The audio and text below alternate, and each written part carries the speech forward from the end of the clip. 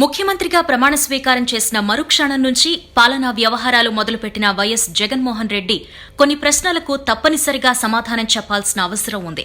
ముఖ్యంగా ఏపీ, తెలంగాణ మధ్య ఆస్తుల వివరాల గురించి, అప్పగింతలు, వాటాల గురించి. అయినా ఎవరి ఆస్తులు ఎవరికి అప్పగిస్తారు? అత్త సొమ్ము అల్లుడు దానం చేసినట్టు ఏపీ ప్రభుత్వ అధీనంలో నిరుపయోగంగా ఉన్న భవనాలు తెలంగాణ ప్రభుత్వానికి అప్పగిస్తే పర్వాలేదు. కానీ విభజన చట్టంలో ఉన్న అంశాలు పరిగణలోకి తీసుకునే అవసరం లేదా? గవర్నర్ ఏకపక్షంగా వ్యవహరిస్తున్నారా? ప్రజలతో ఎన్నుకోబడిన పాలకులు తీసుకోవాల్సిన నిర్ణయం పాలకులు ఎన్నుకున్న వ్యక్తులు చేస్తే ఎలా? మరి ప్రజాభిప్రాయానికి విలువేది? ఉమ్మడి రాష్ట్రంలో మన ఆస్తులకు రక్షణేది? దీన్ని అధికార దుర్వినియోగం అనరా? గవర్నర్ తనకున్న విస్తృత అధికారాలను వినియోగించుకుని ఉత్తర్వులు జారీ చేసినట్లు, ఉత్తర్వులు జారీ చేయడానికి ముందు ఏపీ చీఫ్ సెక్రటరీతో మాట్లాడినట్లు వార్తలొచ్చాయి. అదే నిజమైతే సీఎం జగన్ను ఎందుకు సంప్రదించలేదు? గవర్నర్ ఇచ్చిన ఇఫ్తార్ విందు సందర్భంగా 2 రాష్ట్రాల ముఖ్యమంత్రులతో గవర్నర్ ప్రత్యేకంగా గంటపాటు సమావేశమైనారు అన్నారు. భవనాల అప్పగింతకు సంబంధించి ఆ సమావేశంలో ఏమైనా ఒప్పందం జరిగిందా? తెలంగాణ ప్రభుత్వానికి అప్పగించిన భవనాలు విలువ కట్టి ఏపీకి రావాల్సిన వాటా అడుగుతున్నారు అన్న ప్రచారమూ జరిగింది.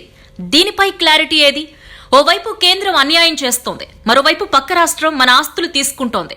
ఇలాంటి పరిస్థితుల్లో విఘ్నతతో సహజ న్యాయ సూత్రాలను పరిగణలోకి తీసుకుని రాజకీయాలకు అతీతంగా గవర్నర్ ఉత్తర్వులపై ఆలోచించాలి. ఎందుకంటే ఉమ్మడి ఆస్తులకు సంబంధించి షెడ్యూల్ 9(10) కింద ఉన్న 89 సంస్థల ఆస్తుల విలువ 1,58,508 కోట్లు.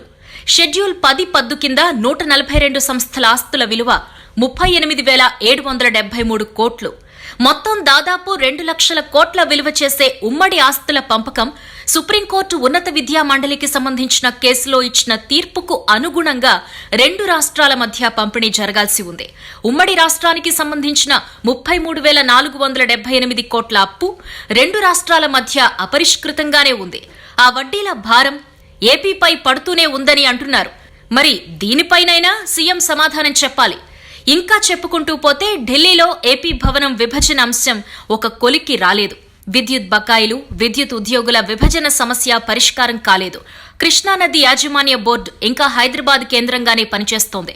గవర్నర్ ఉమ్మడి రాజధాని నుంచే బాధ్యతలు నిర్వహిస్తున్నారు. నదీ జలాల సమస్య మరింత సంక్లిష్టంగా మారింది. పోలవరంపై సుప్రీంకోర్టులో తెలంగాణ ప్రభుత్వం వేసిన కేసు పెండింగ్లోనే ఉంది.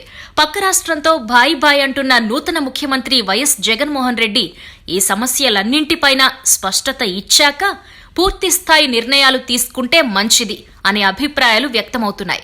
పైగా మాజీ సీఎం చంద్రబాబు, కేసీఆర్ మధ్య దోస్తీ కన్నా జగన్, కేసీఆర్ మధ్య మంచి దోస్తీనే ఉంది. ఈ లెక్కన ఈ సమస్యలన్నీ ఓ కొలిక్కొచ్చే అవకాశం ఉందా? తమ్ముడే పేకాటే అంటారా? తెలంగాణ నుంచి మనకు రావాల్సిన వాటాపై సీఎం జగన్ స్పందనేంటో చూద్దాం.